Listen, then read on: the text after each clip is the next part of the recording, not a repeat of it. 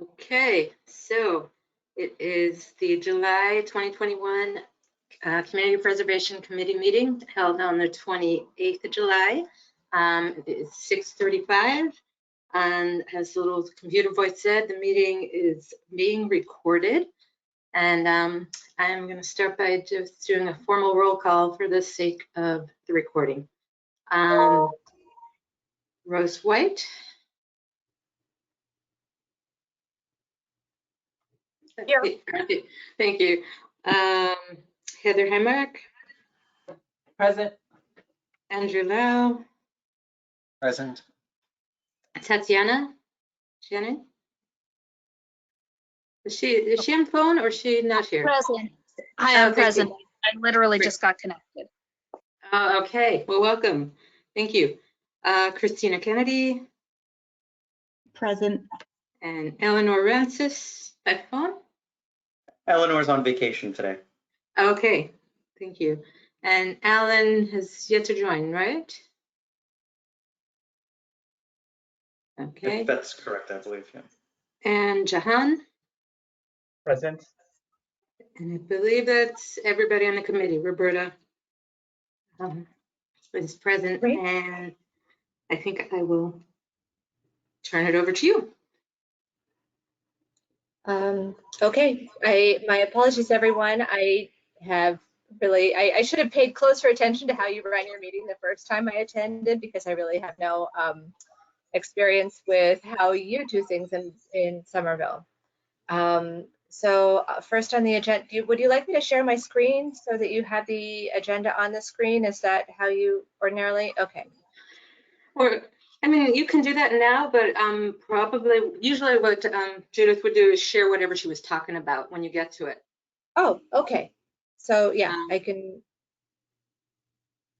do that when, so I'm not, so when I just clicked to show screen, was that showing, what was it showing?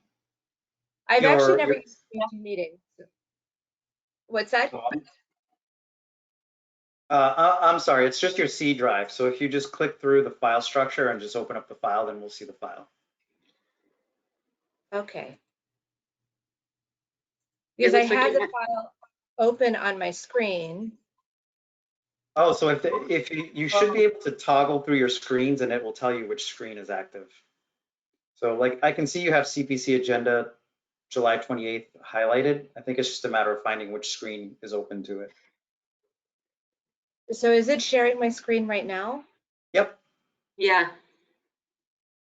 Okay. There you go. And Now that you have the is it agenda. sharing my screen now? Yep. I think if you maximize that, Roberta, we're all set.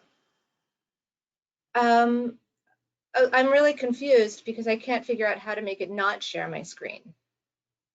There's a little thing, stop share. Somewhere usually at the bottom. On Zoom, it's at the bottom. I can always, if you're done, when we're done with the agenda, I can always stop making you the presenter, I think. No, I would like to know, so can you see my screen now or no? You can still. Yeah, it's yeah, we all see it. It says we're looking at yours right on top. My apologies that I just don't have any experience with GoToMeeting, and I don't know how to make it not share my screen now that it's shared. So I might be able to toggle through my screen and bring up what I intend to bring up, but if I had an intention of taking notes at the same time, I probably can't do that because it seems like I can't have that screen live at the same time that I'm showing something else. So, okay. So moving on over the minutes from the June meeting. Oh yeah, you're right. Yeah, I skipped over that, didn't I? I'm sorry. I was turning it to you because I thought you were going to do your coordinator's report. But let's do the minutes because that is typically, okay. I'm sorry. That is on there first, and that is usually what we do first. So my apologies. And If you had easy access to those, you could share them, but in theory, hopefully everybody looked them over before tonight, and I will ask now if there's any feedback, suggested edits from the June 23rd minutes.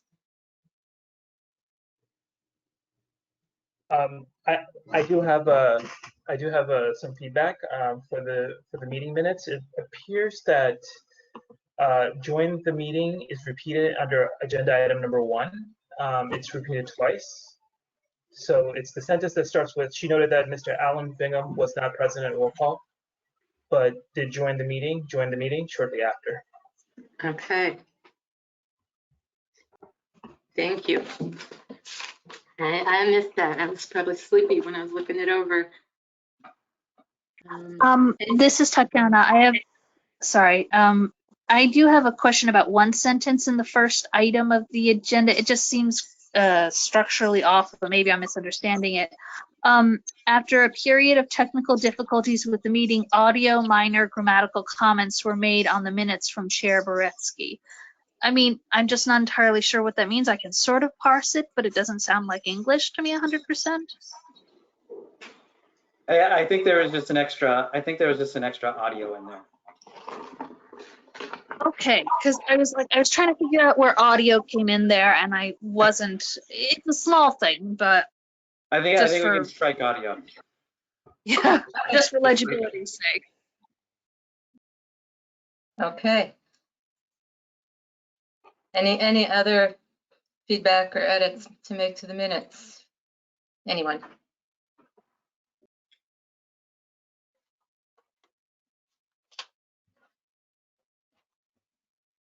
Okay.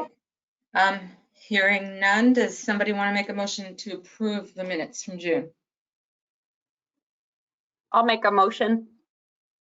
Thank you. This is Heather. I'll Second. second it. Okay, okay, and we'll do, so we got Heather, Andrew, Yes. and Tatiana, Yes. and Christina, Yes. Eleanor. Eleanor's absent. Oh, that's right, I'm sorry, and Alan's not here yet, right? Okay, and Jahan. Yes. Okay, and I will too. And So, Rose. oh, I'm sorry, I thought Rose made the motion. I did. Yeah, that's why I didn't call her. Okay, so the minutes are approved, and now I will turn it over more gracefully this time to Roberta for the coordinator's report. Thank you. So I just wanted to report to everyone, I am really excited to be here and to start working with all of you. I've had the chance to meet one-on-one with most of you so far. There are still a couple of people who I'd like to have a conversation with to learn more about what brings you here, what your experiences have been as you've served on this committee, and what you hope to see in the coming months as we work together. So based on some of the conversations that I've had already, you can see some of the work that I've included in the meeting packet for this month, showing the evaluation chart for discussion, as well as putting some thought toward how I can support you with more community outreach. And we've also had some communication with a number of the applicants for who've submitted eligibility determination forms so far this month. And so we'll have discussion about that as well. And one thing that I wanted to bring to your attention, actually, I'll save it until we talk about the outreach because it's on a page that I just added to the meeting packet today. So I wanted to share that with you, but I already have a place to talk about it later. So I will move on. Thank you. Okay, thank you. And with that, we will move on to discuss the eligibility determination forms. I'm going to go through them in the order in which they're listed on the agenda. And Roberta, are you going to tell us a little bit about each one? Sure. I'm going to pull them up myself, and I will be prepared to share those. Now I finally found the button to allow me to start. Good. Big relief. Yeah. Yeah. So before I get started, one thing I just wanted to invite all of you to think about as we go through these. So after tonight's meeting, I'm going to respond to each of the applicants and let them know if their project is deemed to be eligible or ineligible, or in some cases, eligible if they meet some criteria to be named. So, and also I would like to, with that eligibility determination, provide them with questions that the committee hopes they'll address in their full application.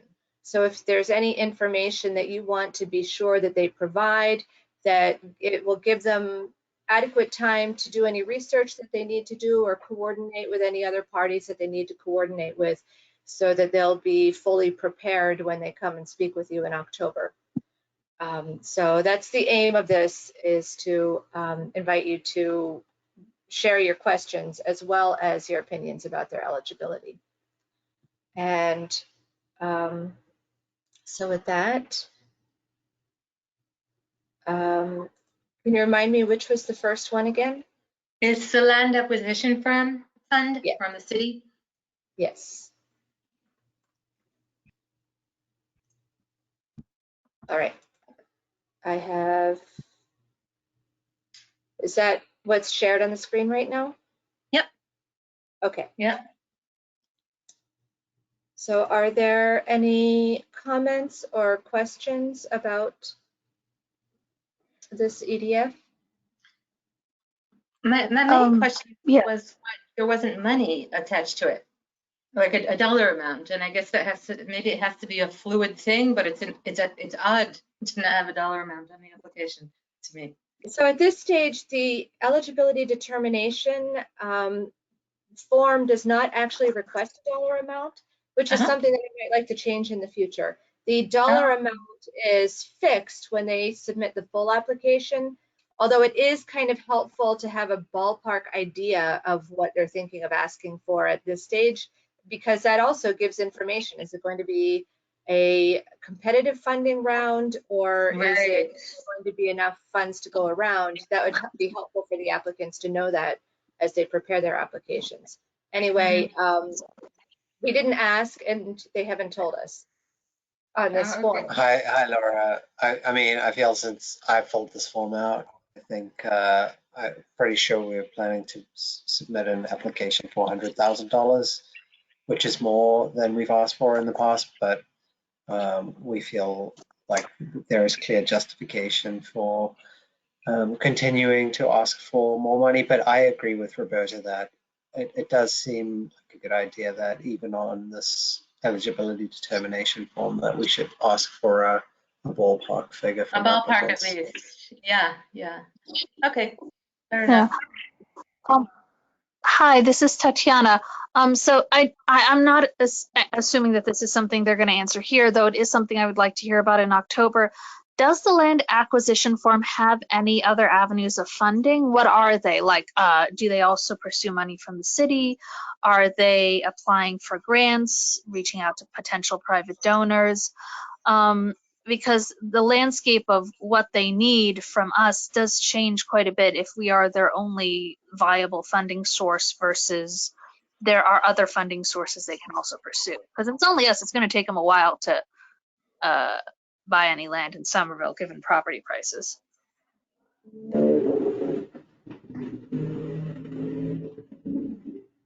Thank Sorry, you. did that go through? I got weird noises. Yes. Yes. Yes. Okay. Any other questions or comments on this EDF? Okay.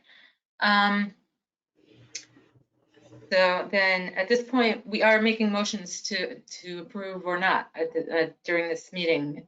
Am I right, Alan? Right? Yeah, I believe in the Yeah. past that's how we did it. Well, once we have your approval on each eligibility determination form, then Roberta can inform the applicants. And like she mentioned, it can be with conditions. Mhm. Right, so it sounds like, for example, in the case of this one, assuming we approve it, maybe something to tell the applicant is be sure to clarify if there are other funders or who they might be, because that was a point raised already at this stage. If there are no other questions or comments, maybe I'd like that somebody making a motion to approve it.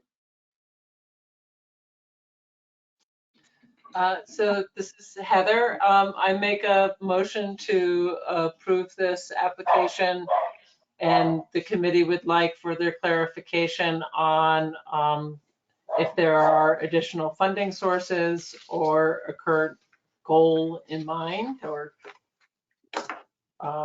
sort of fund goals.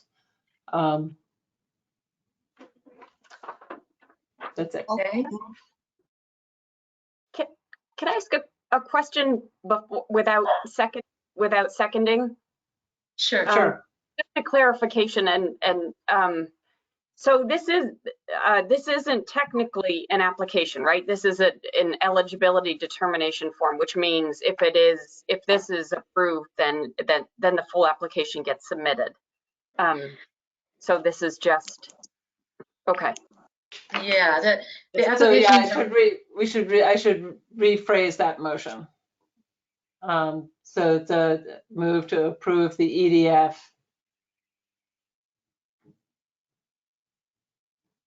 with a request for trying to think of how to say it, with a request for.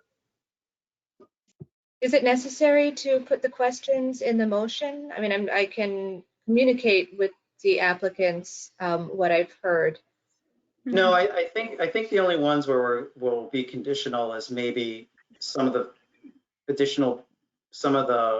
later on projects where, it may be conditioned on, either a historical preservation committee review or some other sort of hard requirement. If it's just a general question on, background information on the project, I don't think it needs to be conditioned on that. It's but more, we should it's certainly note more the question. advisory than yeah. Exactly. Okay.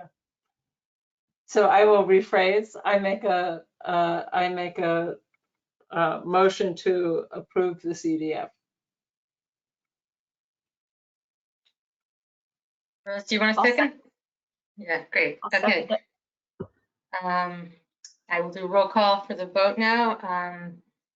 Andrew, Yes. Tatiana, Yes. Christina, Jahan, Yes.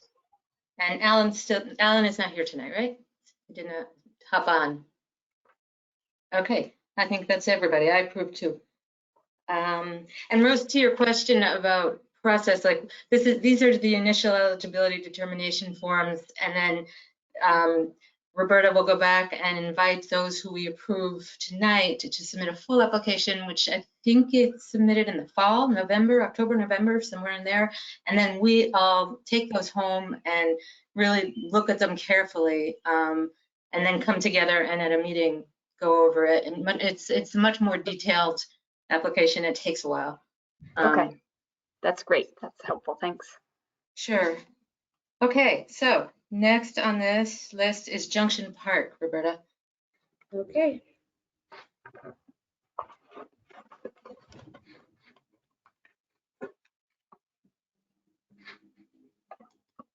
Is that what you can see on the screen right now? Yep, looks good. Okay. I don't know if I actually need to share the screen for these. Maybe later on I do, so I'm going to stop sharing. Any comments or discussion about Junction Park? Similar to the other one, I know it's not required, but I am curious about the ballpark dollar figure, if anybody knows it. Sure, I again pulled this form out. This is for Somerville Junction Park, and this Public Space and Urban Forestry is requesting $100,000, or will be requesting $100,000 for design and other soft costs, permitting costs.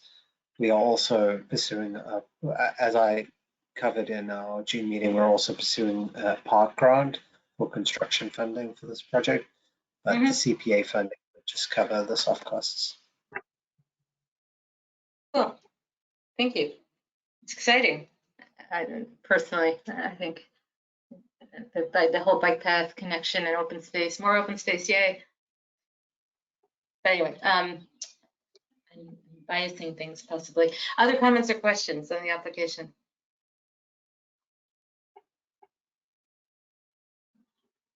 No?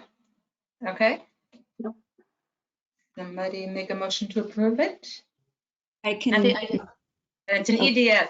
I'm calling it an application too. I should be calling it the EDF eligibility form. I can make a motion to approve the EDF. It's Tatiana, right? Christina. Oh, I'm sorry. Thank you. Great. Second? This is Jahan. I'd like to second the motion. Terrific. Okay. Heather I approve. and Andrew Yes. and Tatiana Yes. and Oh, can you pause for one moment? oh, sure. I just realized that Alan is trying to get into the meeting and hasn't been able to. Oh, okay. Let me see if I can figure out, or if Alan can figure out between us. Did he tell you what his issue is? I think he ended up Oh, being. okay, hold on. I can, I just upgraded him to a panelist and we'll tell him to apologize. Okay. I think I only had Rose and Ellen left on this vote and myself for the, okay, great. I'll approve it. I'm not sure if we want to slam Alan with this as soon as he hops on or not. I think he's been watching. So if he's Okay. been watching, then he should be able to. Yeah, can we give him a test? Alan, can you turn your camera on? I think I just upgraded you to a panelist.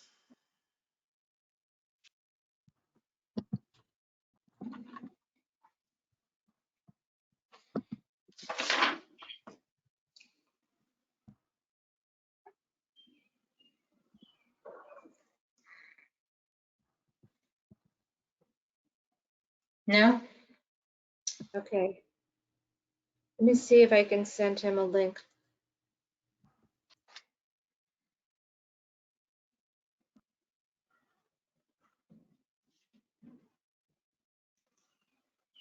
While you're doing that, I'd be, I know we already voted, but I'd be curious to hear more about how the arts will be involved. They say they're interested in working with an artist, like, Okay. or what components of the park or what kind of involvement that would be. Are you talking about Junction Park, that application? Uh-huh.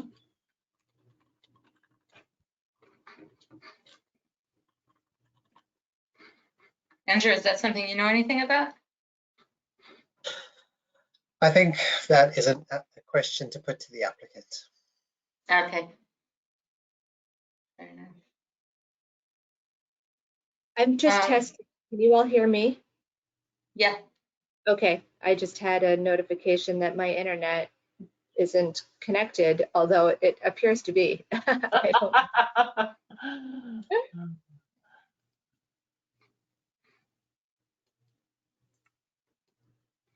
All right. I know Ellen is still trying to get on, but I'm thinking we should move ahead and look at the Glen Street Community Garden EDF while we wait. Hopefully you will. Okay. Yeah. Did we finish the roll on this vote? Well, yeah, except for Ellen, we did actually. Okay, perfect. Yeah. And everybody said yes. Yeah. So Glen Street Community Garden is the next one on the list. Roberta, you want to pull it up? Sure. It's going to be the same as the others. Do you need me to pull that one up? I know I some can of go them. briefly with you. Yeah, Glen Street Community Garden, the city's looking to expand the existing community garden. This would be for a request in the ballpark of $200,000 in construction funding to expand the community garden. There'd been some questions last time about community process and engaging stakeholders in that project. That's certainly something the city is actively looking into. But yeah, probably be about 200,000. And it's obviously it's an open space application, another one. Any questions for Andrew or others? Any questions, comments? So this application also had a comment about interested in working with a local an artist. Do you have a sense of what that involvement would be? Or I guess when they apply, I would like to hear more about kind of what the art agree. element is. I think the applicant should expand on that in the full application. Any other comments or questions on Glen Street?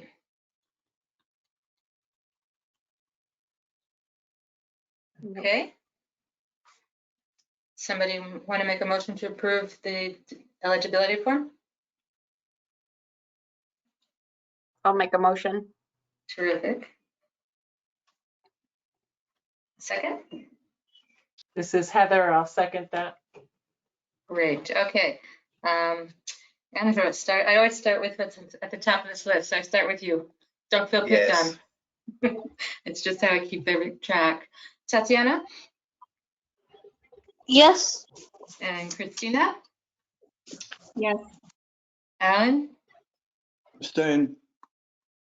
Jahan, Yes.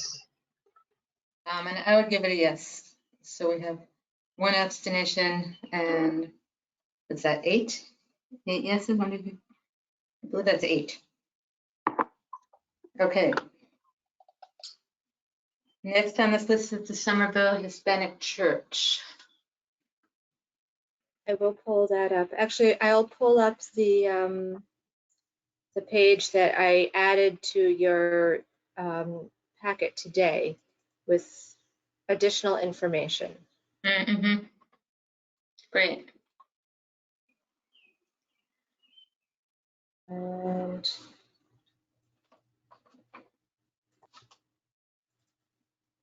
trying to open that file, and then I'll share my screen. Thank you.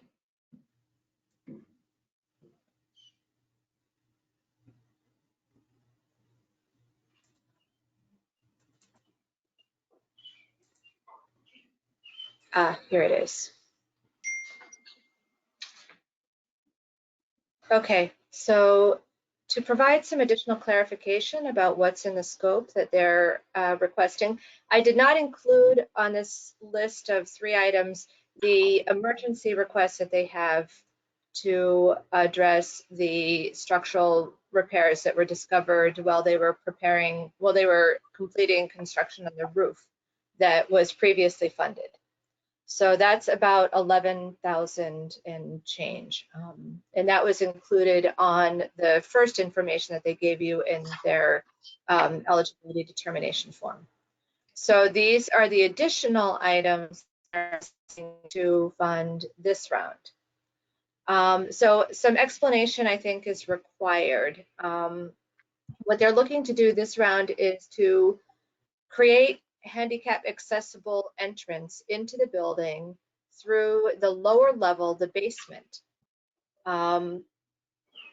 Unfortunately, I didn't take the pictures that I wish that I had taken. So the entrance to the building would be going through this, looking at this aerial photo on the right-hand side. They're looking to excavate this sidewalk to make it lower so that it meets a doorway here on toward the back of the right-hand side.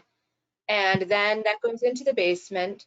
And the basement, the way it's configured right now, It's kind of hard to tell because I didn't take the best pictures, but it goes into this room. And on the right-hand wall of this room, the doorway is up high a bit. There's stairs going down into this room. And this room is at a lower level than the rest of the floor. So you can see here, there's a stage, and the stage is at a higher level, I think close to 2 feet higher than the floor. And on the other side of the room, behind where I'm standing when I take this picture right here, is a kitchen. And the kitchen is up on the same level as the stage. So what they're looking to do is to bring the handicap entrance up to here and fill in the entire floor so that everything is on the same level where the entrance is, and it will meet the stage and the kitchen, and everything will be on the same level on that floor. And then I forget exactly which corner, one of the corners of this room, they're planning to install just the foundation for an elevator that will be the subject of a future project, to build an elevator from this room all the way up to the 3rd level of the building. So let me know if I haven't explained it, or if you have any further questions about it.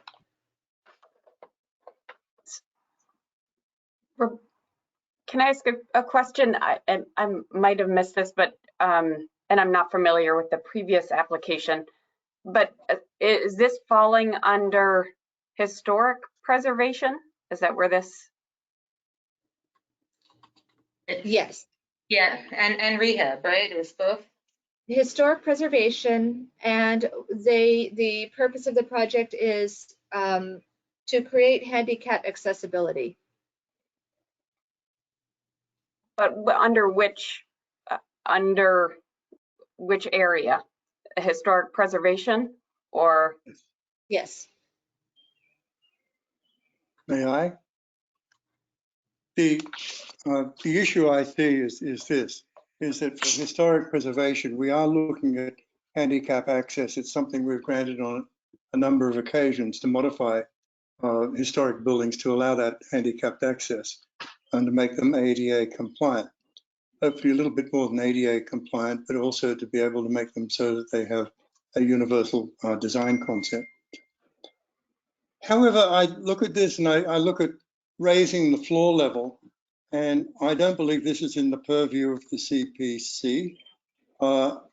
It's once you gain access, that is the end of our obligation, as I understand it. Filling in the floor to raise the level seems to me something that is additional to that. But it's because it's inside the building and it's not considered something that is in historic preservation, I have serious doubts that that is something that could be validly and appropriately funded by the CPC. So from my perspective, I've looked at the Grace Baptist Church. It's a beautiful building and I'd love to help them in any way we can. But I think we have to abide by the guidelines. These are public monies we're dealing with. And I don't think the filling in and raising the floor inside this building does anything within the purview that we have. Providing the access and providing the access door, yes, that fits in, but the rest I don't believe does. So Alan, on their list of the 3 items, the top item, which is the exterior access to the building, redoing the sloping walk, that is within the purview. The raising of the floor itself to the level of the stage is not. What about the prepping for the future elevator access? Yeah, the elevator is definitely within it. And one of the things that they talk about is that the elevator would serve all 3 levels. And all 3 levels would include this basement level. So to say that it includes the foundation is a little bit of a misnomer, because it would actually serve that level as well. But yes, the foundation for the elevator would be in the basement. Exactly how that fits, I don't know, but they do want it to fit to run all 3 levels within the Grace Baptist Church. And so that would have the access. We've done elevators for the temple on Central Street, I think, and also West Branch Library.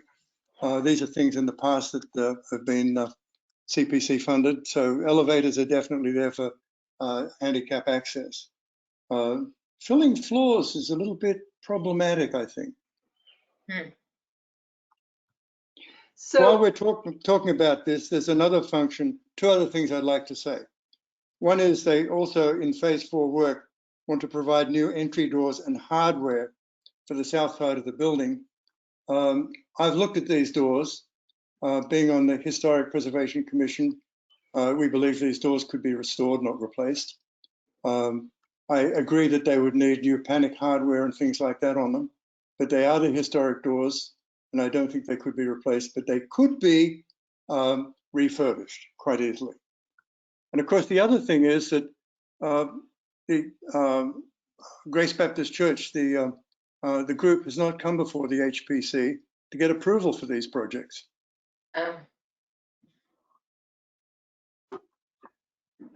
Which is a new step, right? A new required step that we just added, right? And put out there. Yes, well, this is a local historic district. And for any alterations to the outside, including the changing of the grade for the handicap access, has to come before us. And as a commissioner and previous chair, I know this. And they haven't been before. Do we require that before the submission of the eligibility determination form? It is, there's a checkbox that is actually on the eligibility form that says that they've been before the HPC Commission, I believe. I don't know whether they have an old form or the updated form, but when the form was updated several months ago, that checkbox was added. I'm just wondering, in our materials, does it say whether applicants need to appear before that committee before they submit the eligibility determination form? That's the way it was set up, yes, originally. If I may, the way that, so I'm going to, I don't know, are you able to see the EDF on the screen right now, or do I need to do something to switch it? We see it. No, we see it. We see it. Okay, so it says that it asks for historic resources projects. Is the resource in a local historic district or listed on the state register? And this is. Yes. And then the next question is, if it's not, has the Somerville Historic Preservation Commission made it determined that the resource significant, we're going to change that word. We're not going to use the word significant. Has the Preservation Commission made a determination that the resource is important to Somerville's history? So yes, they've yes, already because met it's a local historic district. Yeah, so they met the first test. This applicant doesn't have to meet the second test. However, in order to, when they submit the full application, I would recommend that you condition your approval of the funding, your recommendation of the funding on they'll be required to obtain the approval of the Historic Preservation Commission before they can receive any funds. So that will be a condition of funding, is that they'll have to come before you. And I also wanted to suggest that because of this issue with the floor, with the so there's some question about whether it would be appropriate for the committee to fund the floor with CPA funds. My suggestion was going to be that you say that this project may be eligible if the Historic Preservation Commission approves in concept the scope of the project. So I think that they need to come together on what they're doing in order for this to be an eligible project. My recommendation would be that you would make a conditional acceptance of the EDF based on their need to go to HPC before submitting their full application to work out what it is that they're proposing to do. Through the chair, if I may, Sure. I think that sounds good, Roberta, but I do see a sort of a philosophical issue here, is that how can they know how much they're going to be asking for and the scope of the project if they haven't determined from the Historic Preservation Commission, firstly, whether they can do it or not, and secondly, what the scope of that project is going to be so that they can get quotes. So until they know that, they don't know how much it's going to be. So coming before the CPC for funding with an application sort of seems to me like putting the cart before the horse. Sorry. I just want to chime in here for a moment. I do remember that we added that checkbox about whether or not the applicant had been to the Historic Commission prior to applying, but I think that's on the full application and not on the EDF. And I think that might be appropriate. What is the feedback noise? Hey, Tatiana here. Is it possible they're working on the quotes they presented last year when they applied for funding? Because I remember it was, unless I'm conflating them with another application, there was a project with the church where there were multiple stages of the project and we couldn't give them money for everything. So they did the first couple of stages. Is it possible that's what they're doing? I'm sure it is. It is the same project, Tatiana. But I think also at that time that they were rewarded, we asked them, part of it was that they needed to work with the Historic Commission. And Alan, you went over to meet with them. I mean, was that not a condition that they needed to meet with the Historic Commission at that time? Yeah. And they did, right? But they didn't talk about this. Oh, they didn't talk about this. Okay. No. It was for what we had awarded them for. Yeah. Yes. So and even things like the doors, they're new. We haven't even seen that before the Historic Commission. Yes. Sorry. Can I ask a question? If the CPC were to, I'm just playing this out, if the CPC were to allocate funds to the project and the Historic Commission hadn't signed off, could the church move forward? They couldn't move forward with the work. They need the Historic Commission sign off. Yes. It's on the, we just added that requirement to the final application that they go before the HPC. But even if we don't, I'm just wondering if I'm just thinking that these are two different bodies, two different city bodies who are making these decisions, and it does make sense. Certainly they inform each other, but I'm just wondering, I feel a little nervous about setting a precedent where there is, where one approval is conditioned on the other approval. If I may, through the chair, I can clarify that easily, Rose. In order for them to go ahead with the work, they have to get a building permit. And the building permit, because it's a local historic district, would require the approval of the Historic Preservation Commission. If we hadn't approved it, they wouldn't get the building permit and they couldn't go ahead anyway. Okay? So I actually think even that it's, I mean, I think it's a good thing for us to know. From my perspective, it's good for us to know where the Historic Commission is in terms of their process. But I would say that it's better for us to not have our approval be conditioned on the Historic Commission's approval, because we have this other check. Pardon, I'd like to interject, Tatiana, but it isn't conditional on the HPC's approval. It's the fact, like, even if they got private funding, they'd have to have the Historic Preservation Committee's approval. So we're not part of that discussion at all. We're just, it just makes sense that if we're going to give somebody, I don't know, $100,000, $200,000, that they can actually use it. And since they are a historic building and they are in a historic neighborhood, the rules of the game are that they need to get the approval they need to get. I mean, they need it whether we were giving them money or not. So, yeah. Roberta, you're trying to say something? It's irrelevant to that discussion. I'd like to interject about an explanation of the process, but I don't know if you want to take Christina first. Sure, Christina?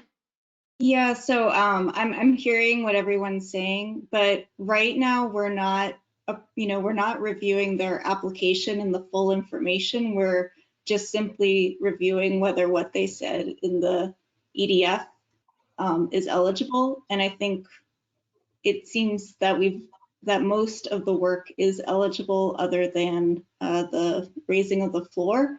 And in our comments to them, we can strongly suggest they need to make sure to have a favorable application that they come before the Historic Commission and have those ducks in a row.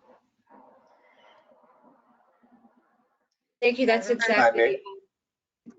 I move exactly. to approve So the eligibility determination form. can I make one clarifying point as well that I think is important to keep in mind?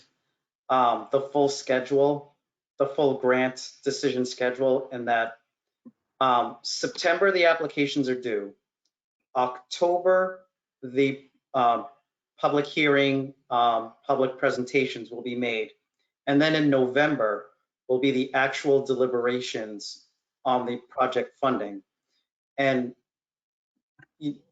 while I totally get Alan's point, absolutely, they will probably not have 100% flushed out cost by their full application date in September. They can provide their best ballpark estimate, and then hopefully they will have September and October, and maybe even August. Well, it's probably too late for August, but they will at least have September and October to go before the HPC, so that when you deliberate in November, any elements that are out of scope, you do not have to fund. So if the total ask is $100,000 and you feel that 30,000 of that 100,000 is ineligible, it is totally within your purview to only fund it at 70,000, or, just as an example. Okay.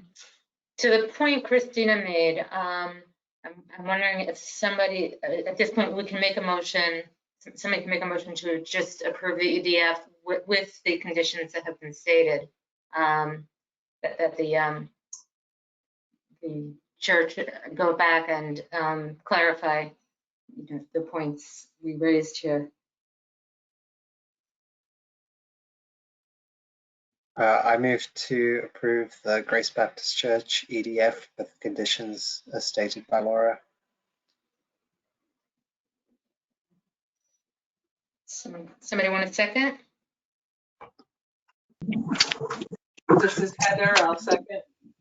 Thank you. Okay, Tatiana Yes. and Christina, Yes. Alan, Yes. Jahan, Yes. Rose, Yep. and myself, yes. Okay, thank you.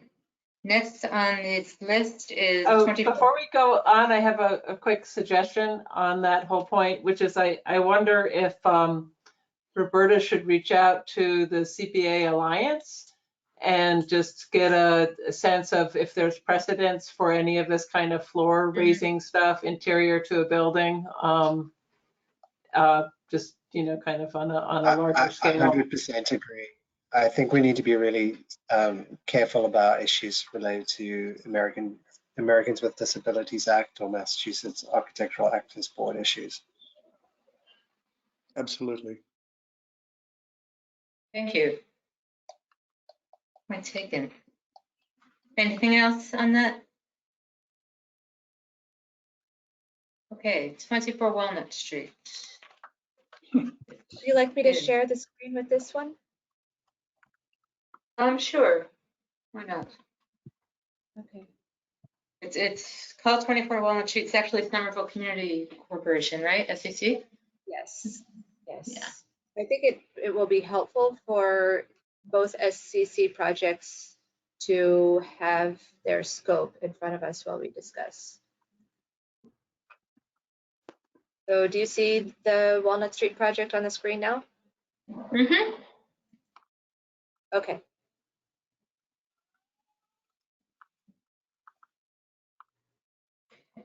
So this was 112. And I'm just curious, if I leave that there and did the screen stay the same for you or did it change? It stayed the same. Okay, I'm starting to get the hang of this now. Okay,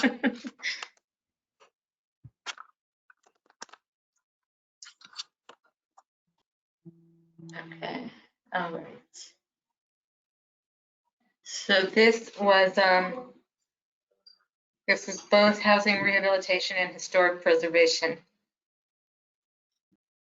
So in actuality, I want to clarify that this project, the CPA application, is actually just for historic preservation. It happens to be an affordable home that the SCC owns, but it's not on the basis of it being an affordable house that it would not qualify as an affordable housing project because it doesn't match a category that's eligible. Okay. But it could potentially match a category that's eligible for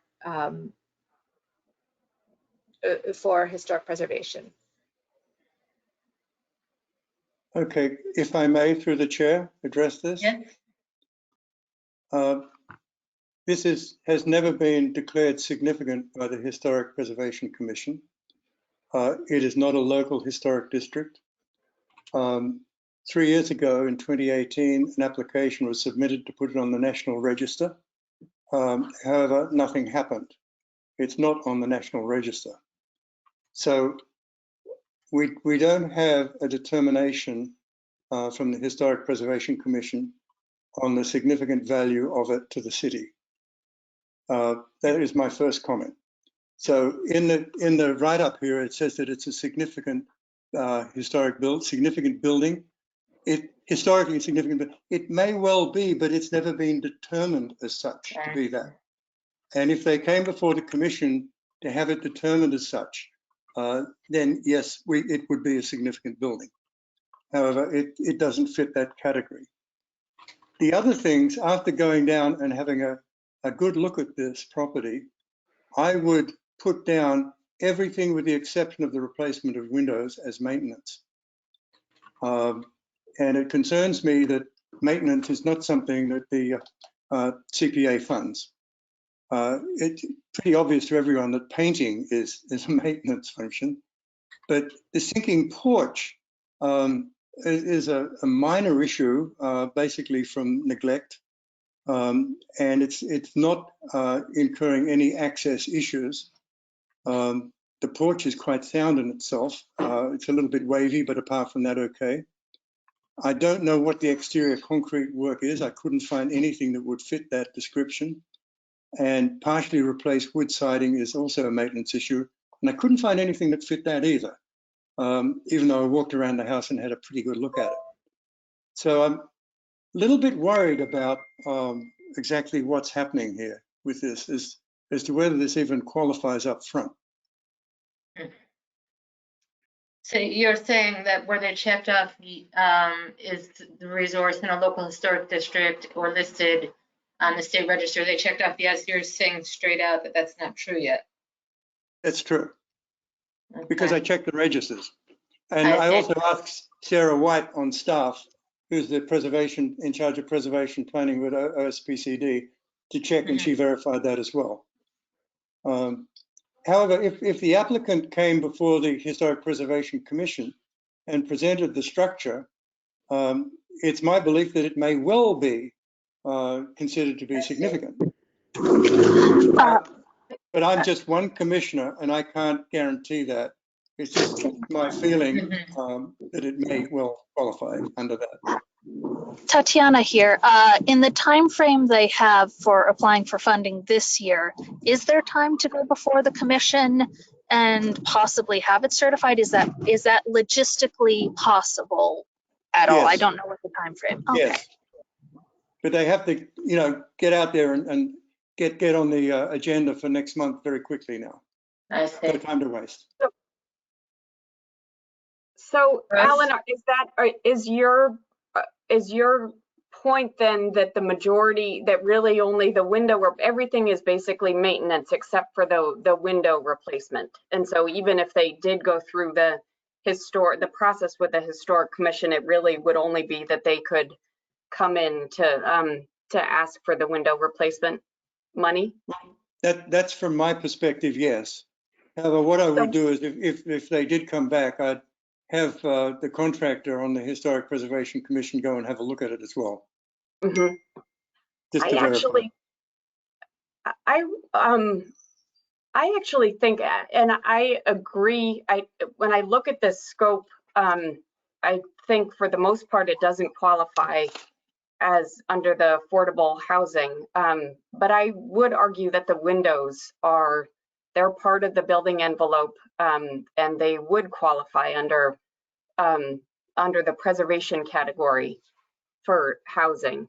And so maybe that's something that that SCC could do. I mean, they would have I guess they could have the choice of either coming in, going through, working with the historic commission to be designated a historically significant project and come in for the replacement window money, or they could just resubmit an eligibility application under the housing program. Yes.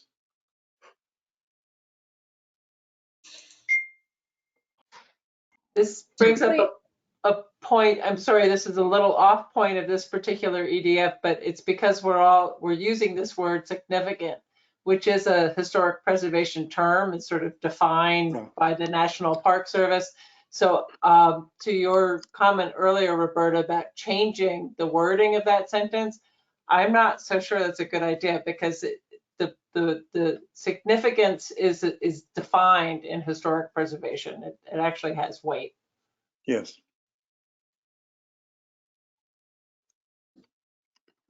And we've through the chair, we've decided other things are significant that are not just necessarily buildings. For instance, the documents at the Somerville Museum, the archives at the city, things like this, the wooden bas reliefs, carved wood that's in the Central Library.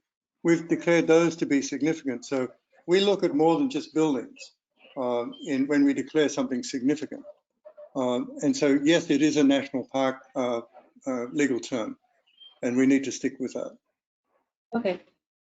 If I may, Alan, were we to suggest that they reapply as a housing under the housing categories Rose suggested? Is there time for that right now? I can't remember. Well, there is if they come back to us and to get on the agenda for next month for a declaration of significance.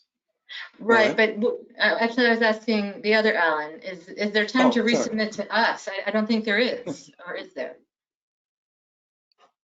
I don't think that you would need to ask them to resubmit. I think that it would be, if I were you, I would invite them to go through the same process. They've already come forward, but if they need, for example, this could also be approved conditionally on the determination that this building is significant. So they need to get that first before they can go forward as a historic preservation project. As an affordable housing project, your affordable housing projects have all gone through the Affordable Housing Trust. So I think that would complicate their application process, actually not make it easier, since they could be, it could be considered a capital improvement either way as a historic preservation project or a affordable housing project. They might as well go forward through this channel as a historic preservation. Okay, thank you. If they go forward with the preservation, through the preservation channel, they have to be willing to put a restrictive covenant on the house. Yeah. That's also an important thing to communicate to them at this stage before they go too far into the application process. Well, I think the other thing, Roberta, they should do is I think they should complete their application for the National Register. I don't know if the National Register knocked them back or not. They might have refused it, but they could also come back to historic preservation and Sarah White and apply to become a local historic district, which would be very helpful for them. I see. And just as an adjunct to that, as Roberta knows, the Historic Preservation Commission has a small grant program of CPA funds where we can allocate a one-time small grant for certain things to happen to local historic districts in order for them to keep the historic integrity of a structure where people are crimped for pricing. And typically the perfect use of this is to make sure slate goes on a roof instead of triple tab asphalt shingles, or wood gutters go up instead of aluminum gutters or something like that. But in this is a particular case where they could use that small grant funding program to benefit, were they a local historic district. So, Rose? So, Alan Bingham, is there, so they never got, there was no kind of historic recognition or recognition from the Historic Commission for the work, for the renovation work of this property, right? No. At all? No. No director's award or anything like that? No, nothing.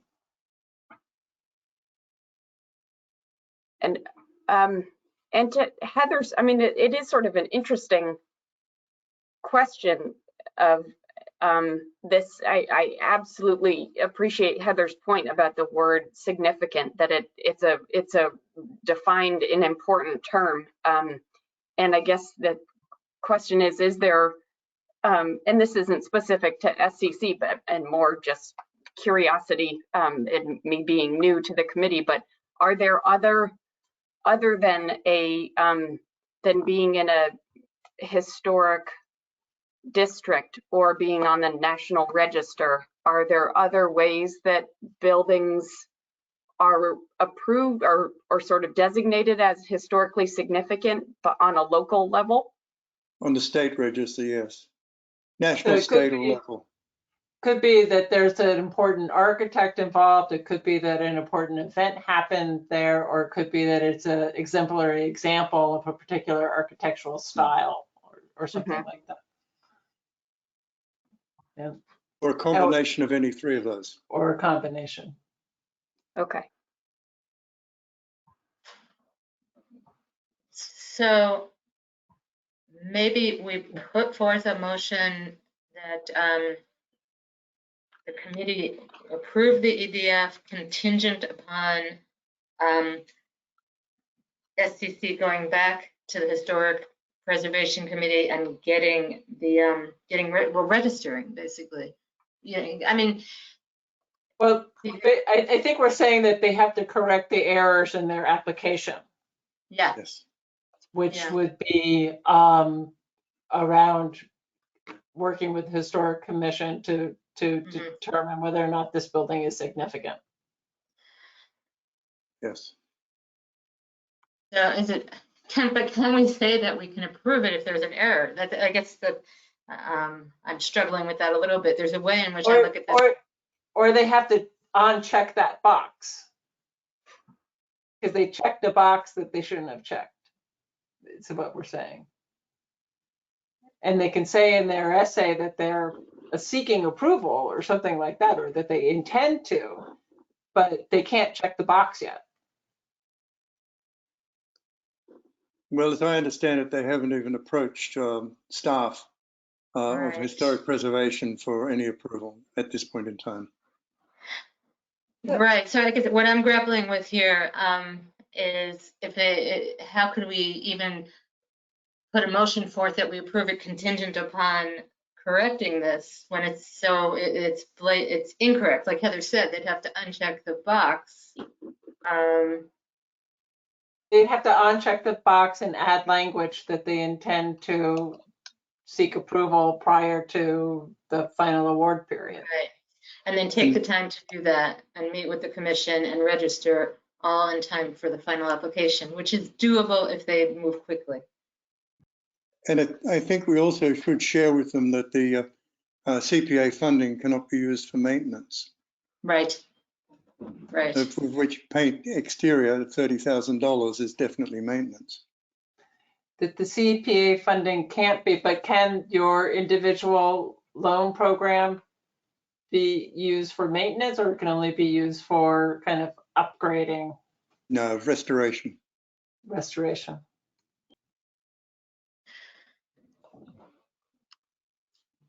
Okay. So maybe we have a motion, somebody makes a motion to approve a revised EDF rather, that corrects the mistake with the advice that going forward, if they expect to push this forward, they will consult with the HPC, take the steps we've discussed to get registered and get approved. And also inform them at the same time, as Ellen said, as everyone has said, that this is only for restoration and not maintenance. So a smaller amount.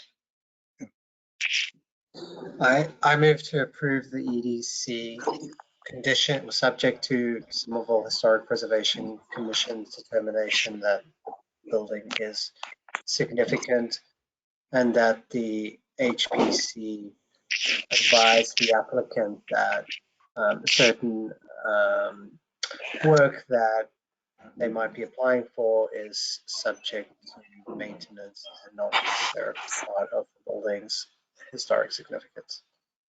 I'll second that. That was Alan, right? Your second? Heather? I approve. Okay. Tatiana I approve. and Christina? Yes. Han Yes. and Rose? I'm not sure that I can, am I allowed to approve given my role on the SCC board up until recently? Oh, good question. I Roberta, might do you know be the able answer? I think to be on the safe side, you should recuse, but I think when you Yes. consulted with, we can talk after the meeting, but I think Okay, when you consulted with legal, they should have told you if there was like a waiting period, but you're off the board now, right? Yeah. that's right. I think they should have told you if there was like some sort of like grace period or something. But I would recuse for now. Okay, I'll recuse. Okay. And I approve also. Okay, thank you, everybody. For all the I just input. don't want people to think that I'm being particularly hard on people, but I really want to make sure that we spend taxpayers' money according to the rules and as prudently as possible. That's why there's a member from the Historic Commission on the committee. Right, right. That's kind Thank of you, what Heather. this is about. Okay, next on the list is 33 Bow Street. Another historic preservation request.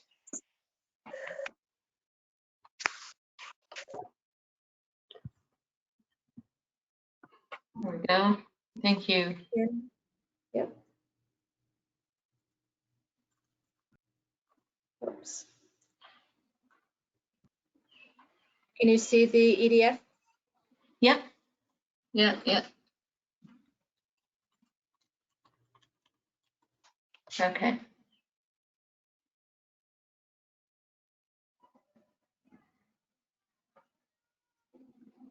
So, yeah.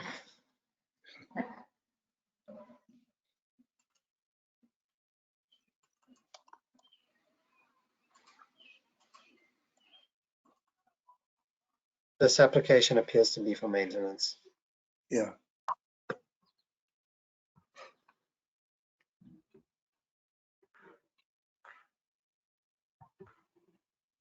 Is it, I would agree, but I'm also curious now that we're talking about checking whether these things are on the register. Is it registered? It checks as being registered. It did the little check mark. So Yeah. I believe it is. Okay. I'm sorry, can I just jump in for 1 second? Rose, if this is another SEC application, you should probably just recuse yourself from the whole discussion until we figure out the Okay, details. sounds good. I'm gonna go get my power cord.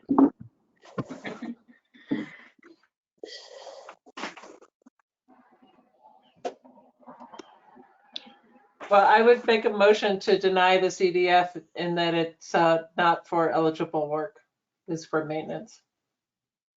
I will move that way, Heather.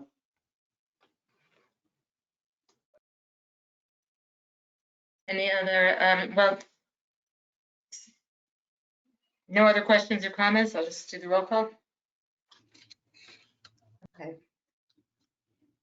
Andrew? I think the owner could be encouraged to meet with the Historic Commission to investigate projects that would be applicable, but that this particular package is not applicable.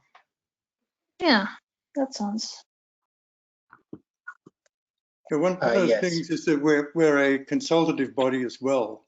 And the commission offers advice to people on what they should be doing and how they should be going about it to try and help with the preservation of significant structures.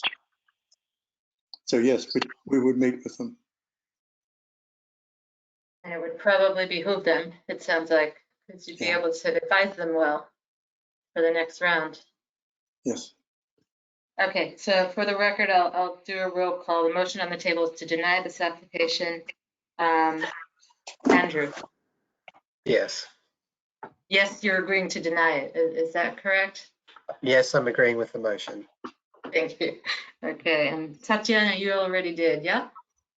I already agreed to deny, yeah. I mean, maybe the SEC needs to just talk with the HPC more about before they move forward with projects, but that's a secondary thing. But yes, I agree. Okay. Christina?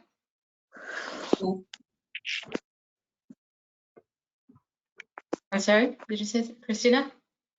Sorry, I said yes. I also agree with the motion. Okay, Jahan? Yes, I also agree with the motion. Okay, and I do as well. And so onward. Next on this list is Adams Magoon House. Do you need me to share this? I think the scope is pretty clear. Yeah, if it's easy, sure. Okay.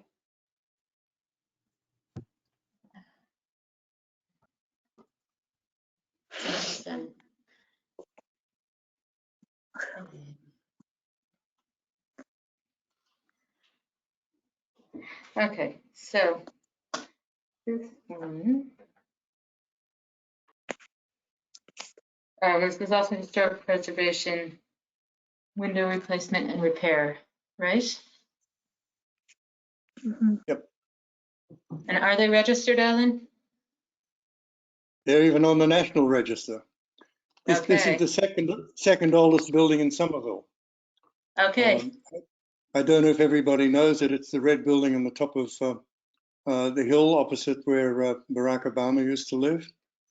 It's a fascinating house. It's where Sam Adams lived.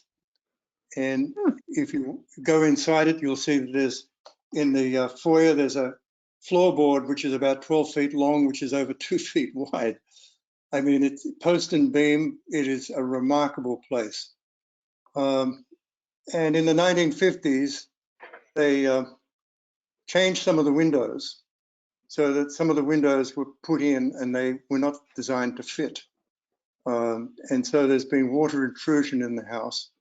The envelope is not secure. We've done a pretty good inventory of the place. This is a very precious house to the city. We looked at the applicant came before the Historic Preservation Commission and we advised her on what she should be looking at. And she went and got 3 quotes. One was plastic windows from Home Depot, which we will never approve. And the other 2 are Marvin windows, and the other alternative was Renewal by Anderson, both of which we would approve because they would make them precisely to fit that opening and replicate them with non-reflective insulated glass. None of the windows, one of the windows is, a small window is original, and that could be restored quite easily, and the applicant knows where that could be restored.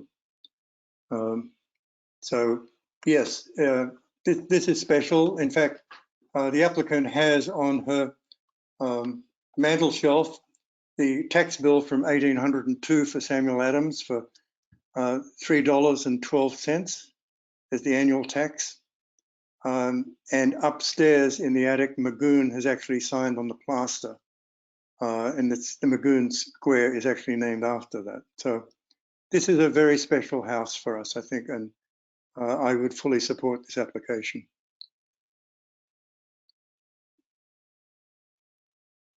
Okay. Oh, and they did put some quotes in it there.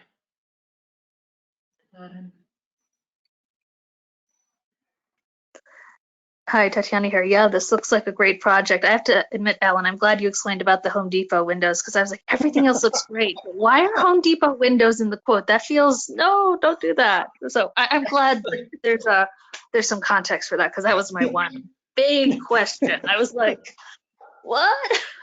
Yeah. Yeah, really. The owner is an interesting lady. I don't think she really appreciated the importance of the windows in the house. I'm trying to put this elegantly. Fair enough. I mean, as long as the windows that go in are good and HPC approved, as long as they're not Home Depot. Home Depot just didn't seem like the right fit for such a precious building. No. And plastic is not the right fit either. Okay, so So did you second the motion there, Tatiana? Enthusiastically, yeah. wait, who made the motion? I'm sorry, I missed that. I think I did. Okay, thank you. Thanks very much. Okay, then I will do the roll. Andrew Yes. and Christina Yes. and Jahan Yes. and Rose Yes. and myself, yes. Okay. We have a lot of historic preservation EDCs. Last one on the list is Somerville Museum. And this was for storage space in their basement, money to renovate their basement for storage. Because they had to put their stuff off site while they did the other renovation, that ongoing project. And yeah, there was no exact dollar amount. Anybody have a ballpark or heard one tossed out? I'm just curious. No, sorry, hi Tatiana here. I don't know the exact number. I do know there are being consultations made between the museum and various organizations that consult with small cultural nonprofits and museums, etc., as far as cost-efficient and space-efficient storage methods. So it might be that they're still ironing out the last details. I would check with Barbara on that, but I do know that that was something that was being done as of June and as of June. So I don't know where they are with that, but yeah. Other questions or comments? Sorry. Sorry, the question, was this part of work that had already been approved through a previous grant, but then they ended up having to use the money for the elevator, or is this new work that they haven't put before the CPC before? I think this is the same work, Christina, because they had to divert funds from this to get rid of a rock slab they had found that was underneath where the elevator was going, as I recall. And I don't know whether we've got scope creep in this or not, but this is part of that, I believe, Christina. That's my recollection as well. Yeah. Great, I just wanted to make sure I understood that correctly. My only comment when reading it was that in their application, they should make the timing clear. If they don't get the funds until January, and they said the museum was reopening in November. what would be the timing of renovating the basement area? Hi, Tatiana here. I can't speak to the actual timing. I do know that my understanding is that certain collections objects were held back from the storage and removal to the offsite storage facility so that the show in November could happen uninterrupted regardless of the timing situation. Yeah, that's what I've got. Okay.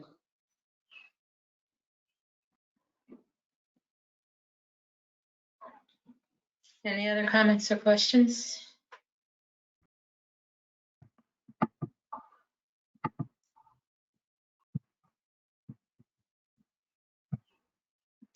Hearing none, does somebody want to make a motion on the idea? I'll move that. Okay, Tatiana here, I'll second. thank you. Okay. I'm sorry. Actually, I should have asked this before. Tatiana, are you on the board of the organization that is requesting the funds? No, sorry. Barbara Mangum, who is president of the board of the museum, I work with her through her private practice. I do not discuss CPC board deliberations with her at all. And I did announce this at the beginning when I joined. I made that clear that I do. I have volunteered for the museum on occasion for limited scope projects, but I'm not involved in the actual the moving back of the objects. I haven't volunteered for anything there. I'm not, at least as of today, I'm not involved in the collection care funding and the rehabilitation of the basement. Thank you. I'm sorry for making a suggestion. I just wanted clarification Oh on my no, of course. Question. You know, I mean, I made it all clear at the beginning when I started, but then it's been almost 3 years, so it's perfectly reasonable to reiterate the extent of my involvement. No worries. Right, a lot of people who are here now who weren't then. Okay, so motion on the table to approve Somerville Museum's EDF made by Alan D. and seconded by Tatiana. Heather, I abstain. okay. Andrew, I abstain. Christina, I'll approve. okay. Jahan, Yes. Rose, Yes. okay, and I will give it a yes too. And so I believe that brings us to the end of the EDFs to review. So Roberta, I'm going to turn over to you to present and talk about the evaluation criteria that you put together for us. I'm sorry, before we move on, I didn't catch who is the first person to say that they abstained. I did, Heather. Okay, thank you. Okay. Then let me stop sharing the screen and see where we are. The proposed evaluation criteria.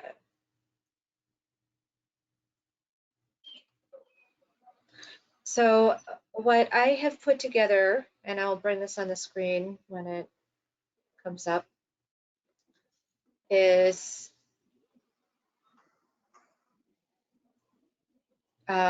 essentially for use during your deliberation for the recommendation of projects. I've put together a scoring chart for your consideration that you could be able to score each of the applications that you receive so that in the end you could have a rational basis for making a recommendation or not, or in the case where you have competitive funding rounds that you choose, prioritize between the applications that you fund in that round or that you have to pass over. So I wanted to invite your comment, see if this is something that you might be interested in adopting. If you were to be interested in using this, I would like to provide this to the applicants as soon as possible. I think right now, as we're giving them feedback on the eligibility determination forms, would actually be a good time to insert this into the process so that they would have use of this as they prepare their full applications.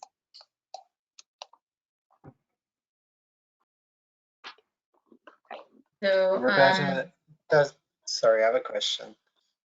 Yes. Does the state give any advice or guidelines on this type of guidance in terms of rubrics or criteria for how we make these decisions? They do not. It's really up to the committee themselves. This is a rubric that I think I can't remember where I've borrowed from other communities. It's something similar to this is used by some other CPC communities. And I've introduced it to a number of communities that I've worked with. I tailored this a little bit to Somerville specifically, but it's something similar to what other CPC communities are using.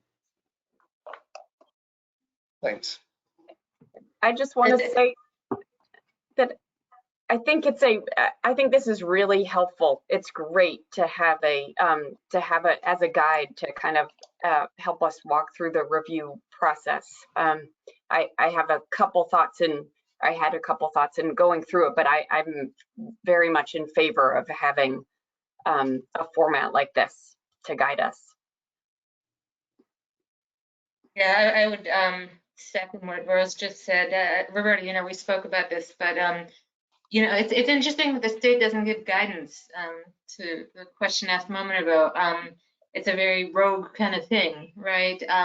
But I write grants for a living, and the foundations often will come up with something like this as they grade their applicants. And I agree with Rose that it's extremely helpful, and it's to the grantees, or the applicants rather, advantage that we hand it out first, because that will help them kind of take a deep dive into their project ideas and align it with this. Alan? Yeah, I agree that we should have some form of mechanism that's reliable and objective, so that people will know that we're not making decisions on some personal subjective criteria or emotion, but it's related back to something that they can see for themselves and therefore set their application accordingly. However, with that said, what I'd like to do, Roberta, is that I'd like to have a copy of this that I could sort of mull over for the next 24, 48 hours and see if there's any thoughts that I could add or sort of clarify to it, particularly from the historic preservation position, if that's possible. One of the comments I have is related to the support of outside groups, relevant city boards and public. I think the weight here seems to be on the quantity rather than how compelling or the quality of support. So I think in a lot of cases, having multiple letters of support is useful, but I think in other cases, maybe having one extremely compelling letter of support might be equally as compelling. Sorry, go ahead, Ruth. Oh, I just was going to ask Roberta, we could go down a rabbit hole here. I feel like that there's so much to talk about. How would it be most helpful for us to give you feedback on this? Should we do Alan's point, everybody kind of take a crack at making their comments, suggestions, and give that to you in an email? Yeah, that would be a very efficient way to handle it. So if you'd like to take some time to everyone respond to this and provide feedback and suggestions on changing the wording, we could bring this back up next month at next month's meeting and give it to the applicant, you know, with still a month before their full applications are there. And I can let them know in the eligibility determination response letter that I sent them to expect this, so that they're looking for it. It won't come out of nowhere. But Are we not meeting next month? I would play devil's advocate. I could also play devil's advocate and say, you know, the application process for this year is already underway. Yeah. Why don't we take our time, get this right, and roll this out for next year's application process? I agree with the sentiments of everyone that having an objective way to evaluate projects is necessary, and I think this is a great first pass. It just seems like maybe we don't have the time to get this out to this year's applicants. We Yeah, could I also think kind of use, oh, sorry. I don't think we meet next month, so that we miss that critical step. I think what we could do is we could use it internally this round, which is often a very good way to kind of suss out the weaknesses and strengths of something, and then by kind of using it internally, then we might kind of develop that final form. Because I had the same, I also think that having some more general discussion about it before everyone goes off to make private comments would be also really helpful. So I think I agree with Andrew that rather than rush it out, why don't we kind of pilot it internally, and work towards a final document that we feel really ready to kind of publish and share. Mm. Good work though, Roberta. Yeah, so rather than a motion, I'm gonna just sort of sum up what we all just said, which is first a big shout out and thank you to Roberta for pulling this together. And everybody here is gonna take some time to go through it, make comments. And Roberta, maybe what you can do is sometime in the coming, since we're not gonna roll it out to the applicants this year, there's not as big of a rush. So sometime in the next week or two, whatever, you incorporate the comments and you could send it around, or maybe not even, since there's no rush, we can just put it, bring it to a meeting in the fall in September to approve, and in the meantime, use it internally as we review this year's applications. great, I will do that. Yeah, and I don't think we need a motion for that, right? Okay. With that, we'll move on to community outreach. I'm sorry, I am catching up. And so I'm going to share with you first the outline that I developed.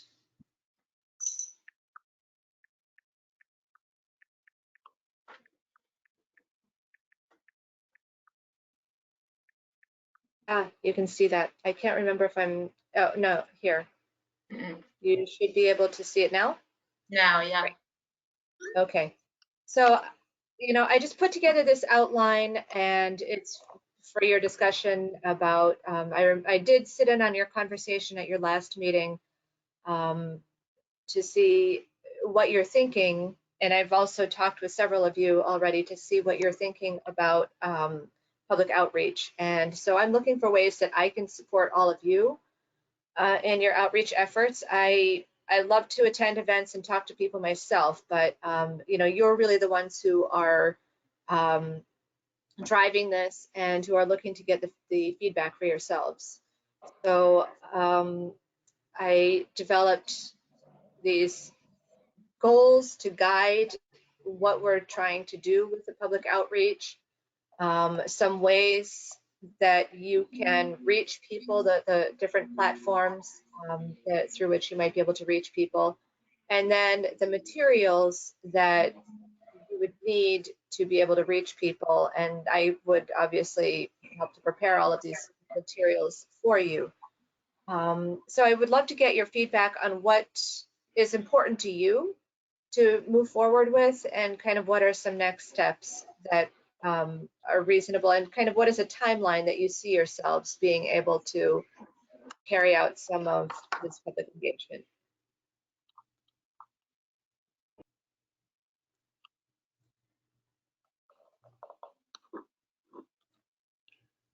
If I may, through the chair. Yeah. I think this is wonderful, Roberta.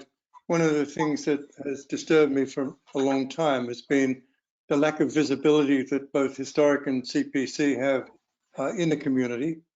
After all, we are spending people's money that is extracted from them in the taxation towards this the CPA, and it would be good to see some of these projects at least identified, and even in the completion sort of heralded as this is an accomplishment by the citizens of the city for the citizens of the city.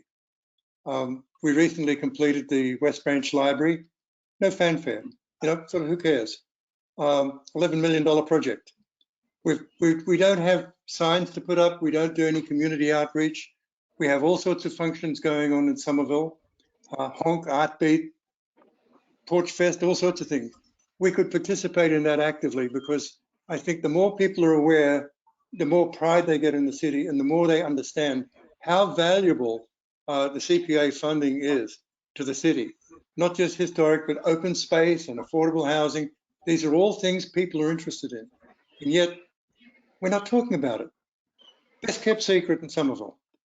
So I applaud you for this. I think this is wonderful. You get my full support. Thank you. Other comments? I guess part of the question was how can we be helpful in our short-term and long-term goals of reaching more people? We had the experience this year of having, the pandemic survey, which was, pretty scrawny, and none of us felt that we could really use it. But if you even look at the year before, it wasn't that robust. So like now's the time for us to be going out there, getting all this feedback. So, I mean, I was thinking about trying to table at some of the mobile markets. It seemed like a good venue to me. I was going to focus on the Mystic Housing project, but I was going to go just once a month. But I was sort of like thinking like, okay, so is there a table? Is there a brochure? Is there like a box somewhere that I could go pick up, and I set that stuff up, and that's the supplies that I can use whenever there's, any of us could use whenever we decide we're going to set up at an event. So I think some kind of little supply kit of parts that people can pick up and take when they volunteer to be at an event would be really helpful. I don't know if it exists, or also just as a group deciding how we're going to try to pull, what are we trying to do at those events? Are we trying to pull people for their input on category A, B, and C, or are we, really just trying to kind of connect? And I love goal number 2. To me, that's actually goal number 1, which is, just really increasing the awareness that it exists, and that they too could identify a project and apply for funding, if it hits the criteria.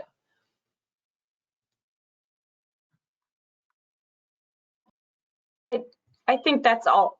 Those are really great. All of those points, Heather, I fully agree with, and I think I think it would be awesome to have a kit, and I don't know, Roberta, if that's something that that you have seen in other communities, just having worked in other communities, and if we can be helpful in that, just sort of seeing if other communities do have a model, I don't know, some version of a kit like that we could use or replicate, so we're not reinventing the wheel. Yeah, unfortunately, I think this is a wheel that we want to invent because it wants to be really specific to Somerville and specific to this time and this effort.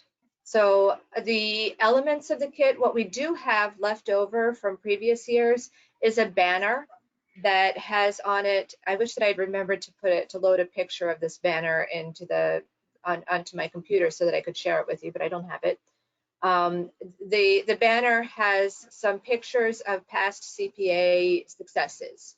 So that could just be strung across the front of the table to catch people's attention. And what the CPC has used in prior years has been a set of buckets and inviting people to drop some object in a bucket to kind of go on their favorite program area. And my feeling is that to address the questions, to really address the goals that you haven't, so you've asked the same question for many years, and probably many of the same people have answered that question. Which bucket would you put your money into? It would be, I think, helpful to think of some different questions to ask. And I do have some models of other questions that have been used in other communities for surveys, both open-ended questions and kind of questions that would state priorities or goals that you'd like people to weigh in on. Is this your priority? So, you know, it's a little bit of a different approach. So I could help to design, although I love to have collaborators, I really don't trust myself to be the only brain on a project. I could help you to design you know, maybe an interactive poster that people could use dots to vote on, or sticky notes to post ideas on a poster, to, you know, give some input to you about what's important to them in their neighborhoods. So Yeah. My one worry, I've got my affordable housing hat on here. My one worry is that affordable housing is pushed out in that situation and doesn't kind of get the weight because it's so easy for people to say, you know, yes, I want more beautiful open space. Yes, I want to preserve beautiful buildings, and without sort of a more human, personal face of the affordable housing piece. I feel like it's easier for people to deprioritize that. That's my concern. But I think a lot of people are afraid of gentrification and people getting priced out and not being able to afford to live and be in Somerville. That I'm not so sure that affordable housing would lose way to kind of the easy yes to parks, you know? Yeah. Yeah, Hi, it's this is. been a couple years since I've done this, but affordable housing was always got the most of those. The most. Yeah, in those buckets, those little pom-pom buckets, in my experience. I would agree. Hi, this is Tatiana here. The few events I did attend or participate in before COVID shut everything down, I mean, affordable housing was always like prioritized, if not, you know, at least at the same level it is now, if not slightly more. I mean, people want more open space and people want more historic preservation, sure, but they're kind of abstract concepts in terms of, you know, everybody has to live in a house. And also, you know, people feel guilty about voting for less affordable housing. There's also the guilt factor, if I'm going to be cynical, which you don't have much with open space or historic preservation. But, you know, Rose, I think there's a simple answer to this. There's some things we can do that are very easy to raise awareness generally. I think one of those things, two things I'm thinking of. Firstly is every time we have a project, we should put out a news release. We don't do that. We have a newspaper, the Somerville Times here, that is hungry for stories. Trust me, I send stories to them continually under my own name and under other names. And they publish stuff because they're looking for stuff to publish. So they will take stuff, and we can, every time something goes out, it increases that awareness. It can go, as Roberta talks about, on social networks. And we have a number of them. I live in the Davis Square area. We've got 4 in Davis Square, 4 local Facebook pages, for instance. And the other thing is, it's something that's relatively simple. We can have a standard sign, okay, which fits all of the areas of CPA funding. And it just says something to the effect of, another project with your tax dollars at work through CPA funding, CPA funds, blah, blah, blah, blah. And this could go for historic preservation, it goes for affordable housing, it can go for open space. You don't have to make the sign specific to each one. You can have a generalized sign and use it in every instance and reuse them. So that will increase awareness significantly straight out of everything.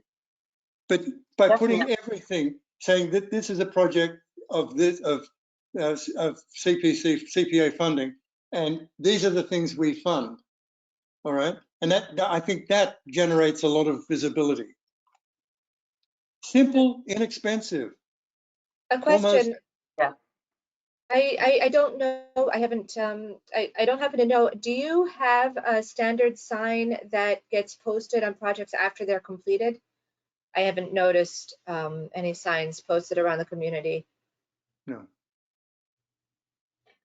Wonder if we could make that a requirement of our funding, is that in order to, you've got to commit in your contract that you have a CPA sign up during the work and then first at some point afterwards. Yeah, for a month or some time period. Yeah. I'm sorry, maybe I'm misremembering things. I thought we already had that. I mean, I know that for previous projects that has been a requirement, but maybe I'm conflating practice with law here, or practice with bylaw.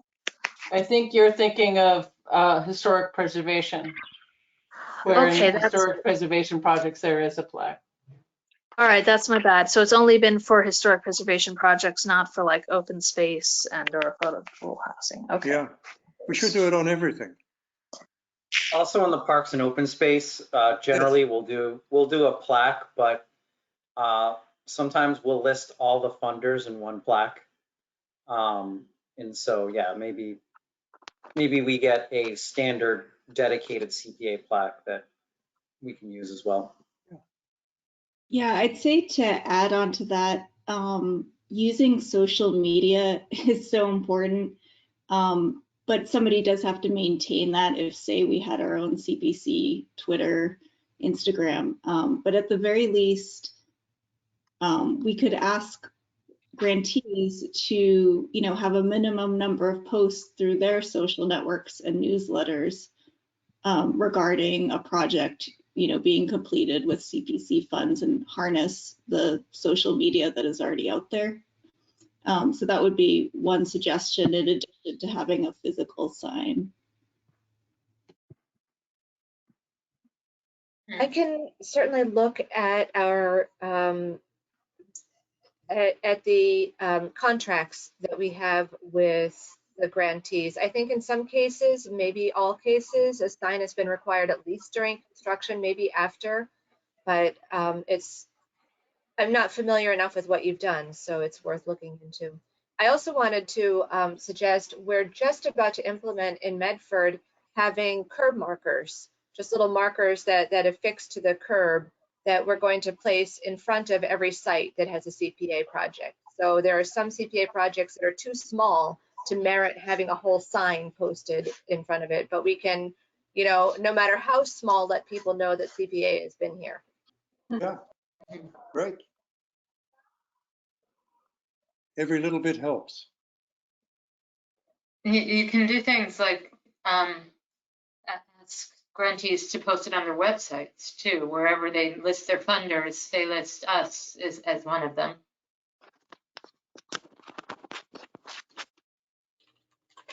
I think probably a lot of people do, but I think, encouraging, rather than relying on their good graces to give us shout outs, just actively encouraging them to promote that.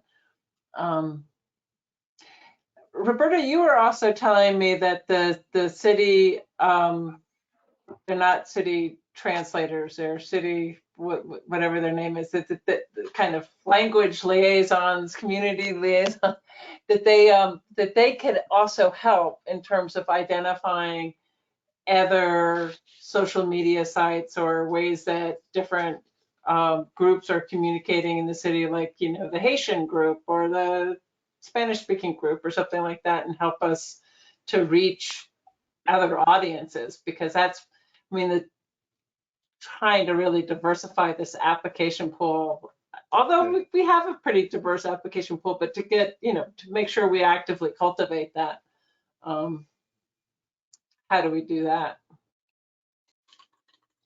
Yeah, we don't want to be the best kept secret, as Alan called us, right? Because we want people to know that we're out there and that this funding is available, and sort of give the public, I'm not sure how to do this, but give them a sense of ownership of it that I don't think people have right now.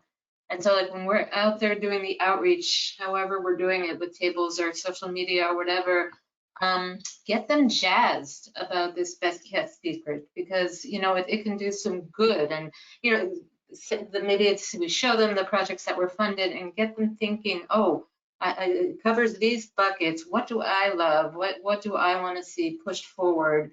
And just sort of give them that sense of ownership, because it is community money, and it is a gem. You know, it really is a gem, and everybody's.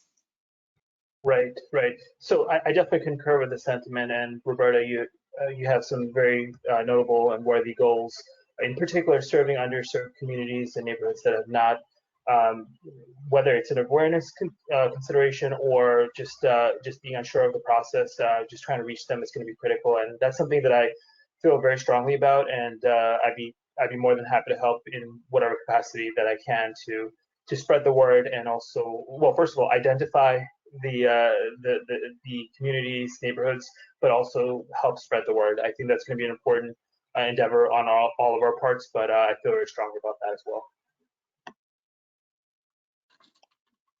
I can help you with graphics if we want to work on some little graphic project. But one of the issues that we should consider here is the diversity of the city. I believe that children enrolled in the school system here in Somerville, there are over 30 different first languages spoken. And I know that those children have parents who probably speak very broken English compared to the rest of us. And I'd really like to make sure that we don't disadvantage any community, because one of the glorious things about Somerville is the wonderful mosaic of ethnographic backgrounds we have here. And the diversity is something that's exceptionally rich, and we need to encourage that, not do anything that excludes any community. Because I'm sure that some of the people who have come in who are disadvantaged because of the language may not apply for things because they don't know about it. So being able to put this into their language, I think, gives them a tremendous advantage. We found this when we were looking at I was on the group that allocated monies to businesses when COVID first started that were given to the city by the state. And we looked at the different criteria, and we got the applications coming in. And some of them were exceptionally worthy, but they hadn't been able to articulate exactly what they needed in the depth that they needed.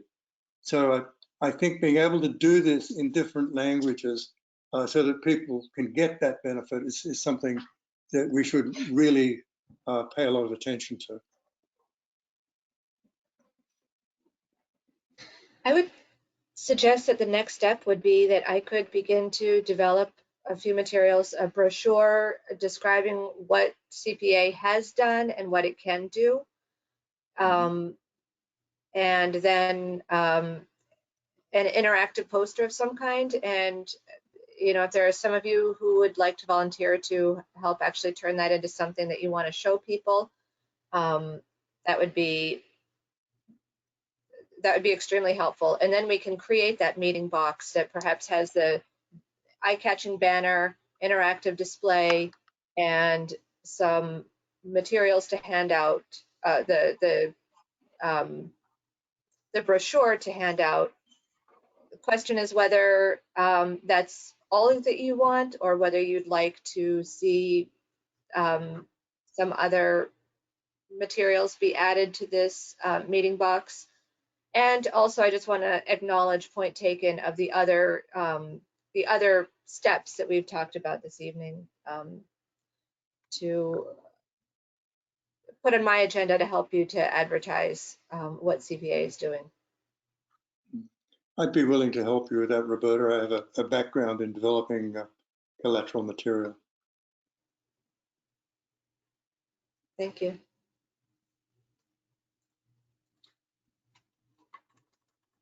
I'll just reiterate that I can help out with some graphics. I guess my concern is that, like time's passing, Yeah. so do we have like a stopgap measure for August? Something that, just that banner that someone could grab and throw on a table, or, That's a great question.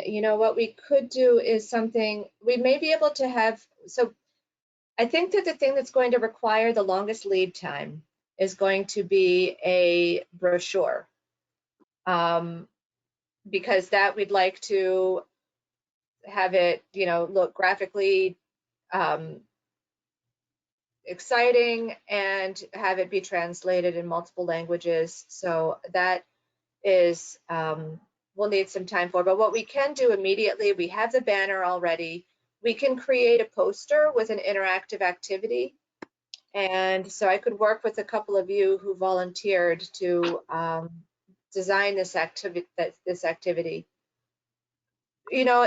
There could also be some collateral, some stickers, or, I was listening to a discussion today about outreach in the summertime, and they have, I think Boston is doing popsicles with planners, going to parks, having pop-ups where they bring popsicles, and then as they hand someone a popsicle, they talk to them about, what it is that you want to see in your neighborhood. So it's just a way of encouraging people to engage in conversation.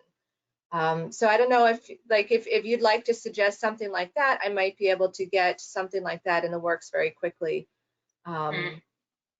But if you'd like to keep it simple, I can do that as well. I think that we have the budget if you wanted me to look into some kind of collateral or food or some kind of draw to bring people to the table.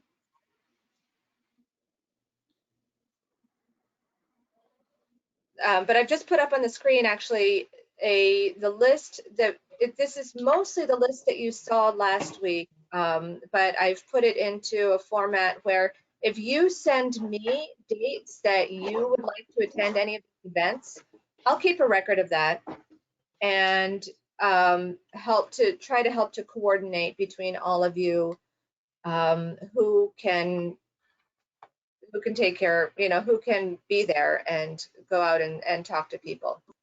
And the one thing that I added that I'd like to call to your attention is actually the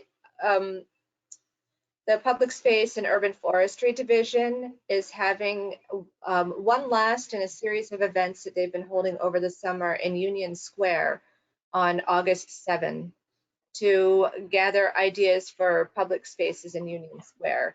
This is going to be an event that's all about their gathering information for the public spaces in Union Square, but it might be an opportunity to, well, first of all, to participate, because all of you may have, would like to provide some input. You'd be invited to share your ideas, but secondly, to observe and see what they're doing and see if that helps us to gather some ideas ourselves about what we could be doing to be effective. So I would like to invite you, there's a link under Take the Union Square Plaza and Streetscape Project Survey here. I'd like to invite you all to follow that link, take that and share it with your networks, and encourage people to go to this event as well. So aside from that, you can just let me know if there are any of these farmers markets or arts events that you're interested in attending. And I can, with as much lead time as possible before the first one, try to have a meeting kit ready for you to carry out and go to the event. A tabling kit. Tabling kit, Right. correct. Yeah. Yes. Okay.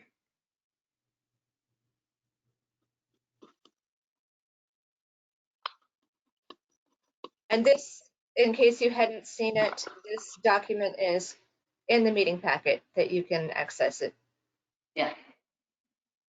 So. And that's a shared drive, so should we just sign up there ourselves and it would be? You know, first, it's read only. I think that there would be a problem with open meeting law if we're collaborating in a document together. So just send me your comments. I think you can take that document, edit yourself into it if you like, and send that to me if that's easier. Or you can just send me an email with your dates and I'll maintain a master list. Okay. So going forward, then everybody, like time, now's the time, right? As I think it was Heather who pointed out, we're losing time now. So people should try to commit to something, people who can, and write to Roberta, and Roberta will come up with a tabling kit, and maybe we can do have some visibility out there in the next month for the, during the rest of the summer. What I might be able to do, I'm struggling with the fact that some of you might really want to try to space out which events you're going to and cover different neighborhoods. What I might be able to do is to set up a doodle poll. I tried this earlier today and I can't set up a doodle poll so that I can label the individual events and locations. It just says the same name on every date. So what I could do is set up a doodle poll, and you can cross-check the doodle poll against the time of the event, the date and time of the event, so that I could set it up as a doodle poll, and then you can be able to see who's participated. Oh, I see. So we're kind of using it like an Outlook calendar. Yeah. I I don't know. That might be more complicated than what you want. That might be more complicated. Yeah. Okay. I think we could just send you dates, dates that were available. Yeah. So I had identified dates for myself, and the first one was August 14th, so that's not that far away. So if that's and I was just planning on regularly going once a month to Mystic Housing, partly because I'm a Healy parent, so I know a lot of the parents, and I think it will be a good place for me to table. So I was going to do August 14th, September 11th, and October 16th.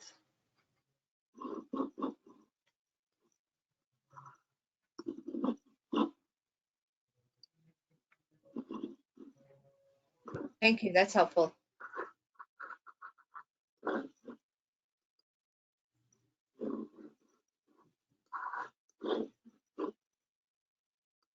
Does anybody know, has the Kite Festival been done before? I don't remember seeing that. I'm wondering, I'm asking because similar to Heather, I'm a parent of kid at the West Somerville School. So I would probably do North Street, of Saturday at North Street. That's what I typically have done in the past, because I know a lot of the parents there. But the Kite Festival, if we got a lot of people that do that instead in a couple weeks. Or that's actually next week. It's the 7th.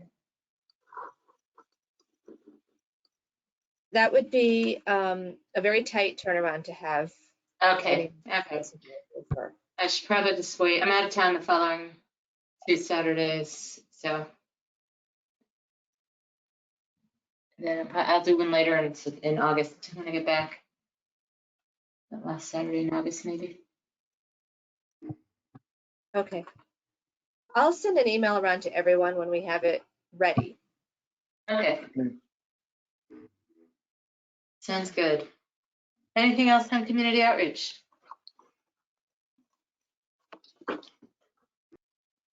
Okay, Just want to say I'm delighted we're talking about it.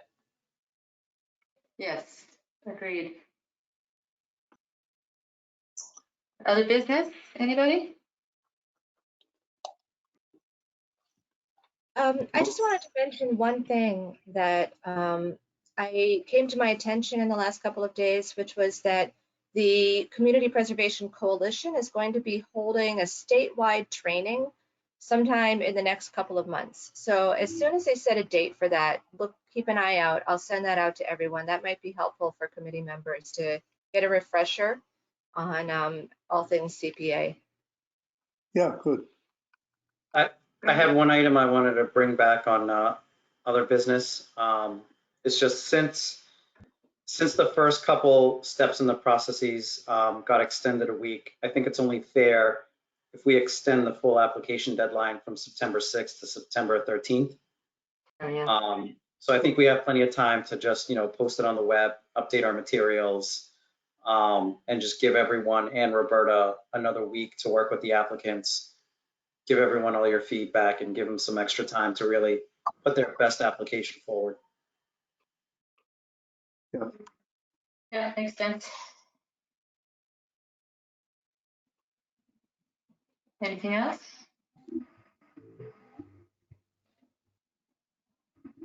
No? Okay, so as we mentioned earlier, we take August off typically, so our next meeting is the fourth Wednesday in September, which is the 22nd. At this point, we're still doing everything Zoom, right? I'm not Zoom, but virtually. Yeah, we got our virtual, I guess, permit extended from the state. So yeah, we're allowed, I think, at least through next April to still conduct virtual hearings. And if the city or the mayor or the administration or if they change our preference and we have to switch to hybrid or partially in person, we'll let you know in advance. Okay. Yeah, and who knows what's going to happen? Everything's so volatile right now. Yeah. Really hard to say. Okay, if there's no other business, somebody could make a motion that we adjourn. I'll move that. I'll second it. This is Heather. Okay, all in favor? I'm gonna do it visually for once. All right, and so it is 8:43 on July 28th, and I'm gonna call the meeting to an end, and thank you, everybody. Thank you. Thank Thanks, you. Roberta. Keep well. Yes, Thank you. likewise. Yeah.